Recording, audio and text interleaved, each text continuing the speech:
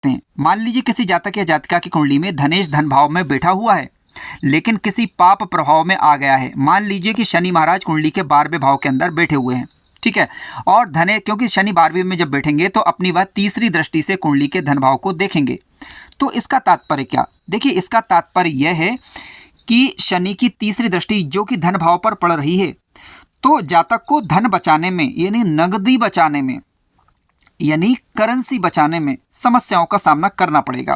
पर इसका ये मतलब नहीं कि जातक धन संपत्ति नहीं खरीद पाएगा। जातक धन संपत्ति खरीद पाएगा, लेकिन नगदी पैसा जब भी उसके पास आएगा वो किसी न किसी रूप में उड़ जाया करेगा। ये शनि की तीसरी दृष्टि बता रही है। विशेष रूप से ये शत्रु दृष्टि हो जाए, ठीक है, और शत्रु दृष्टि ना हो तब भी थोड़ी बहुत समस्या बनी रहेगी, इस प्रकार का ये इंडिकेशन देती है। अब आइए अगली स्थिति को जानते हैं। मान लीजिए जातक की कुंडली में धनेश जो है धन भाव के अंदर बैठे हुए हैं, लेकिन वक्री हो गए हैं, तब क्या? ठीक है, देखिए, कोई भी ग्रह यदि वक्री हो जाता है, स्वगृही होकर यदि वक्री होता है, तो इसका तात्पर्य ये हुआ है, स्वगृही होकर, मित्रगृही होकर, उच्च राशि का होकर, कोई भी ग्रह की बात कर रहा हूँ मैं, अभी धनेश की बात नहीं कर रहा हूँ, ठीक है, कोई भी ग्रह स्वगृही, मित्रगृही या उच्च राशि का होकर वक्री होता है तो शुभ प्रभाव में कमी होती है। अब धनेश जब अपने ही घर में बैठे हुए होंगे तो सीधी सीधी बात है कि वह स्वगृही माने जाएंगे, ठीक है। अब धनेश यदि वक्री हो गए, इसका मतलब क्या? देखिए, स्वराशि का होकर ग्रह वक्री होता है तो ये शुभ प्रभाव में कमी लाता है। इसका मतलब है कि जो धन संपत्ति जातक के पास धन बचा पाने में सक्षम था, वह अब उसमें थोड़ा सा कमजोरी आ गई। देखिए, इसका दूसरा पहलू ये भी है कि कोई भी ग्रह वक्री होता है तो उसका प्रभाव बढ़ जाता है, लेकिन क्योंकि स्वागरी होकर ग्रह यदि वक्री हुआ है तो शुभता में कमी, और नीच राशि या शत्रु राशि का होकर वक्री होता है तो अशुभता में कमी आती है। क्योंकि धनेश क्योंकि धन भाव के अंदर है तो सीधी सीधी बात है कि स्वागरी होंगे, स्वागरी होकर वक्री हो जाना कहीं ना कहीं थोड़ा बहुत ये कमी की तरफ संकेत करता है। इस बात को हमें समझना चाहिए। अब आप समझ गए होंगे कि धनेश का धन भाव में बैठना कितना महत्वपूर्ण है, और यदि ये पाप प्रभाव में आ जाते हैं तो कमी जरूर होती है, लेकिन व्यक्ति का काम चलता रहता है।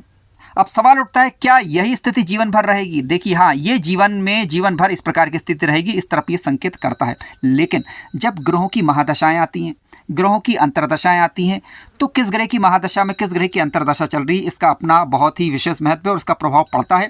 विशेष रूप से यदि वह ग्रह जिसकी दशा अंतर्दशा चल रही है उसका दृष्टि संबंध यदि धन भाव से बन रहा है, या फिर वह ग्रह स्वयं धन भाव के अंदर आकर बैठा हुआ तो उसका प्रभाव पड़ता है।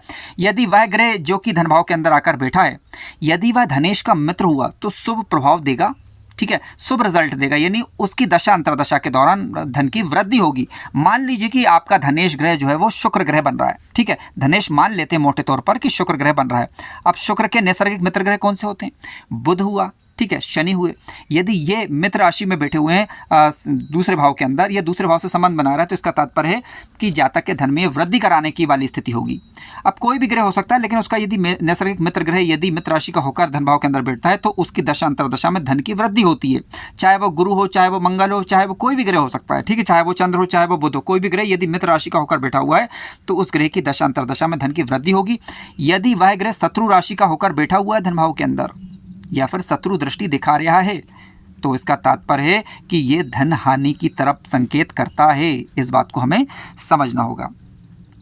आइए अब अगली बात को समझते हैं। मान लीजिए किसी जातक का धनेश ग्रह तो धन भाव के अंदर बैठा हुआ है, लेकिन वह अंश बल से यदि कमजोर पड़ गया तो इसका तात्पर्य क्या? इसका तात्पर्य यह है कि जातक के पास धन तो रहेगा लेकिन पर्याप्त मात्रा में नहीं रहेगा। यदि अंश बल से ग्रह कमजोर हो गया है तब की हम बात कर रहे हैं, ठीक है, अंश बल से यदि कमजोर हो गया है और धन भाव के अंदर बैठा हुआ है तो इसका तात्पर्य धन आता रहेगा, काम चलता रहेगा, लेकिन पर्याप्त धन नहीं बचेगा, थोड़ी उसमें कमी रहेगी। मित्रों, आइए अब अगली स्थिति पर चर्चा करते हैं। देखिए, गुरु ग्रह को धन का कारक ग्रह माना गया है, चाहे किसी भी लग्न की आपकी कुंडली क्यों ना हो। गुरु की स्थिति कुंडली में शुभ होना अति आवश्यक है। यदि किसी जातक या जातिका की कुंडली में गुरु ग्रह धन भाव के अंदर आकर बैठ जाते हैं, ध्यान रखें कि मकर राशि की मैं बात नहीं कर रहा हूँ, अन्य राशियों में गुरु ग्रह यहाँ पर बैठ सकते हैं। यदि स्वगृही या मित्रगृही या उच्च राशि में बैठते हैं तो काफ़ी श्रेष्ठ, लेकिन यदि स्वगृही मित्रगृही नहीं है तो कम से कम नीच राशि के ना हो। और गुरु ग्रह अंश बल से मजबूत होकर यदि धन भाव में बैठे हुए हैं या कहीं से भी गुरु ग्रह की दृष्टि धन भाव पर पड़ रही है तो इसका तात्पर्य यह है कि जातक के पास आवश्यकता के अनुसार धन आता रहेगा, लेकिन धन किस मात्रा में रहेगा ये बात हम अभी क्लियर नहीं कर सकते, अभी आगे हम इसको क्लियर करेंगे। गुरु यदि धन भाव के अंदर बैठे हुए हैं, मजबूत होकर स्वगृही मित्रगृही उच्च राशि के होकर बैठे हुए हैं तो निश्चित रूप से गुरु ग्रह धन को देने वाले हैं। आपके पास आवश्यकता के अनुरूप धन आ जाएगा, चाहे कहीं से आए, आपका काम चल जाएगा। कहने का तात्पर्य सिर्फ इतना है कि यदि गुरु ग्रह केंद्रीय त्रिकोण में बैठकर, त्रिकोण में तो नहीं बैठेंगे क्योंकि त्रिकोण में बैठेंगे तो उनकी दृष्टि जो है धन भाव पर नहीं पड़ेगी। तो किसी भी केंद्र के घर में यदि गुरु ग्रह बैठे हो, जैसे मान लीजिएगा कि गुरु महाराज कुंडली के 10th भाव में बैठे हुए हैं, तो इनकी पंचम दृष्टि जो है धन भाव पर पड़ जाएगी। ठीक है, तो ऐसी स्थिति में जो है गुरु की दृष्टि यदि धन भाव पर पड़ रही है, गुरु धन भाव के अंदर बैठे हुए हैं, तो ये शुभता का सूचक है, यानी आपका कार्य चलता रहेगा, आपका कार्य नहीं रुकेगा। इस प्रकार की स्थिति ये बता रहा है। आइए अब दूसरी बात पर विचार कर लेते हैं। मान लीजिए किसी जातक की कुंडली में गुरु तो बैठे हुए धन भाव के अंदर, ध्यान रखें कि दूसरे भाव में गुरु ग्रह अकेले ना हो, किसी शुभ ग्रह के साथ हो। जैसे कि गुरु जो है चंद्रमा के साथ बैठ सकते हैं। अब गुरु चंद्रमा जब साथ में बैठेंगे तो सीधी सीधी बात है कि गज केसरी नामक एक शुभ योग का निर्माण होगा, जो बेहद ही शुभ माना गया है। तो गज केसरी योग यदि धन भाव के अंदर बन रहा है तो निश्चित रूप से धन धान्य की जीवन काल के दौरान कमी नहीं रहेगी, हालांकि अप डाउन रह सकता है, उस पर अभी हम चर्चा करेंगे। उसी प्रकार से कुंडली के दूसरे भाव के अंदर गुरु ना हो, मंगल हो, चंद्र मंगल की युति बन रही हो, यानी चंद्र मंगल लक्ष्मी योग बन रहा हो, तब भी जो है गुरु धन की स्थिति जो है काफ़ी अच्छी हो जाएगी। अब क्योंकि हम बात कर रहे थे गुरु की, तो आइए गुरु को ही थोड़ा और विस्तार से समझ लेते हैं। मान लीजिए किसी जातक की जातिका की कुंडली में गुरु ग्रह अकेले बैठे हुए हैं। अब अकेले बैठे हुए हैं तो क्या होगा, धन तो आएगा, ठीक है, आवश्यकताएं भी पूरी होंगी, लेकिन धन की कमी रही, क्योंकि गुरु जैसे ग्रह यदि धन भाव के अंदर बैठते हैं तो अकेले अगर बैठते हैं तो निश्चित रूप से कहीं ना कहीं उतना धन नहीं आ पाता जितने की हम अपेक्षा करते हैं, क्योंकि गुरु दूसरे भाव में बैठकर धन हानि भी करेंगे। जिस भाव में बैठेंगे उस भाव का नाश करेंगे। नाश का मतलब ये नहीं है कि पूरी तरीके से खत्म कर दें, नहीं, नाश का मतलब ये है कि धन के कारक ग्रह, क्योंकि गुरु यदि वहीं बैठ जाएंगे तो धन आवश्यकता के अनुरूप तो आता रहेगा, लेकिन जातक उनसे संतुष्ट नहीं हो पाएगा। ठीक है, दूसरे पहलू को समझते हैं। मान लीजिए गुरु धन के कारक या धनेश बनकर ही बैठ गए, तब क्या? देखिए, गुरु धनेश बनकर ही बैठ गए या मित्रगरी होकर बैठे हुए हों, लेकिन किसी पाप प्रभाव में आ जाएं। मान लीजिए कि शनि महाराज की यदि हम बात कर लेते हैं, शनि महाराज मान लीजिए कुंडली के पंचम भाव के अंदर बैठे हुए हैं, ठीक है, किसी भी भाव में बैठ सकते हैं हालांकि ये, लेकिन उनकी दृष्टि यदि पड़ रही है, क्योंकि शनि ये पंचम में बैठेंगे तो अपनी 10वीं दृष्टि से गुरु ग्रह को देखेंगे। अब ये क्या, देखिए, इसका मतलब ये है कि जातक के पास पैसा तो रहेगा, धन रहेगा, लेकिन उम्मीदों से कम रहेगा, बचाने में मुश्किल का सामना उसे करना पड़ेगा। मान लीजिए गुरु ग्रह कुंडली के धन भाव में नहीं बैठे हुए हैं, शनि की दृष्टि पड़ रही है, विशेष रूप से शत्रु दृष्टि पड़ रही है, नीच राशि वाली दृष्टि पड़ रही है, तो धन बचाने में दिक्कत का सामना करना पड़ेगा, धन टिक नहीं पाएगा। नकदी के रूप की हम बात कर रहे हैं, विशेष रूप से नकदी रूप में, यानी करेंसी के रूप में पैसा आएगा और जाएगा। लेकिन अगर कुंडली का चतुर्थ भाव मजबूत हुआ तो आप प्रॉपर्टी इत्यादि के रूप में उसको बदल सकते हैं। आप कुंडली के दूसरे भाव से, क्योंकि हम चल संपत्ति का विचार करते हैं, ठीक है, तो हम बात कर रहे हैं नकदी पैसा या फिर पैसा बचाने में दिक्कत, उसकी हम बात यहाँ पर कर रहे हैं फिलहाल। आइए अब अगली स्थिति को समझ लेते हैं। मान लीजिए गुरु धन भाव के अंदर बैठे हुए हैं, धन भाव से संबंध बना रहे हैं, लेकिन उनके साथ साथ शनि महाराज भी आकर बैठ गए, ठीक है। अब यानी धन का कारक ग्रह भी यहाँ बैठ गया, मान लीजिए धनेश भी बैठ गया, अब क्या? ठीक है, ये स्थिति थोड़ी अलग है, समझ लेते हैं। देखिए, धनेश यदि धन भाव के अंदर बैठेंगे निश्चित रूप से धन वृद्धि करेंगे, गुरु यदि यहाँ पर बैठेंगे तब भी धन वृद्धि करेंगे, और शनि अगर साथ में बैठ गया तब क्या? या शनि की दृष्टि पड़ गई या किसी पाप ग्रह की दृष्टि पड़ गई। मान लीजिए कि राहु ग्रह कुंडली के अष्टम भाव के अंदर बैठे हुए हैं, यानी धन भाव अब पाप प्रभाव में भी आपका आ गया है और शुभ प्रभाव में भी आ गया है। इसे समझना थोड़ा सा मुश्किल है, समझ लेते हैं। देखिए, इसका अब यहाँ पर देखिए कि कारक ग्रह कौन से हैं। धनेश कुंडली में जब धनेश की दशा अंतरदशा आएगी तो निश्चित रूप से धन वृद्धि कराने वाली होगी। शनि ग्रह यदि स्वगृह मित्रगृह होकर बैठे हुए हैं तो निश्चित रूप से ये भी धन वृद्धि करने का काम करेंगे। राहु की दृष्टि पड़ रही है, तो राहु यदि कुंडली में कारक नहीं हुए तो ऐसी स्थिति में राहु की दशा अंतरदशा के दौरान धन हानि का सामना करना पड़ सकता है। उसी तरीके से मान लीजिए शनि महाराज यहाँ पर नीच राशि के होकर बैठ जाएं, ठीक है, तो शनि की दशा अंतरदशा के दौरान धन हानि का सामना जातक को करना पड़ सकता है। इसके विपरीत मान लीजिए कुंभ राशि कुंडली के धन भाव के अंदर होगी, तब क्या? देखिए, शनि क्योंकि यहाँ पर आप स्वागृह हो जाएंगे, निश्चित रूप से धन वृद्धि करेंगे। अब राहु क्योंकि कुंभ राशि होगी तो मकर लग्न ये होगी, ठीक है। अब ऐसी स्थिति में राहु क्योंकि दृष्टि जो दिखा रहे हैं वो मित्र दृष्टि दिखा रहे हैं, तो अचानक धन वृद्धि की तरफ ये संकेत करते हैं।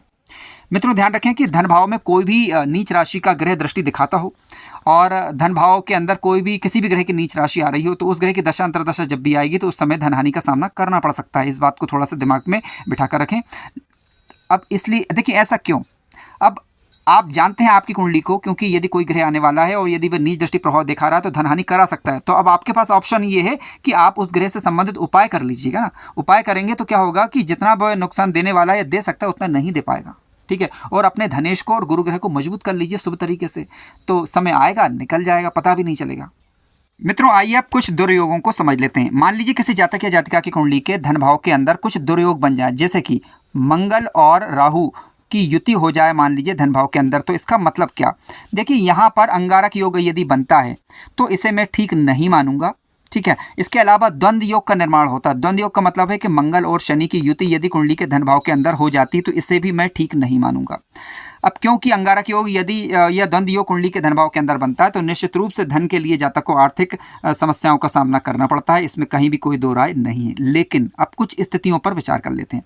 जैसे कि मान लीजिए कुंडली के धन भाव पर में अंगारक योग बन रहा है और उस पर उल्टी शनि की दृष्टि पड़ गई, ठीक है। यानी अंगारक योग भी बन रहा था, नेगेटिव प्रभाव ये दे रहा था, इसके अलावा शनि की दृष्टि पड़ गई और विशेष रूप से नीच राशि की दृष्टि, तो प्रभाव और बढ़ गया, यानी दिक्कतें और आ सकती हैं। इस प्रकार की स्थिति ये बता रहा। मान लीजिए किसी जातक की कुंडली के अंदर अंगारक योग या शनि मंगल की युति कुंडली के धन भाव के अंदर बन रही है, लेकिन इस पर गुरु ग्रह इत्यादि की दृष्टि पड़ जाए या किसी शुभ ग्रह की दृष्टि पड़ जाए, तो इसका मतलब है कि आर्थिक दिक्कतें आएंगी, लेकिन जातक या जातिका उनसे निकल जाएंगी, उसकी तरफ ये संकेत कर रहा है। अगले पहलू को समझ लेते हैं। मान लीजिए अंगारक योग तो बन रहा है, लेकिन मंगल की खुद की राशि धन भाव के अंदर आ जाती है, तब क्या? देखिए मंगल की खुद की राशि यानी मेष राशि या वृश्चिक राशि आ जाती है तो मंगल स्वगृही माने जाएंगे, यानी धनेश माने जाएंगे, ठीक है। तो ऐसी स्थिति में आप राहु से संबंधित वस्तुओं का दान, राहु से संबंधित उपाय करके समस्याओं में कमी ला सकते हैं। उसी तरीके से मान लीजिए किसी जातक या जातिका की कुंडली के अंदर धन भाव में शनि मंगल की युति बन जाए, तब क्या?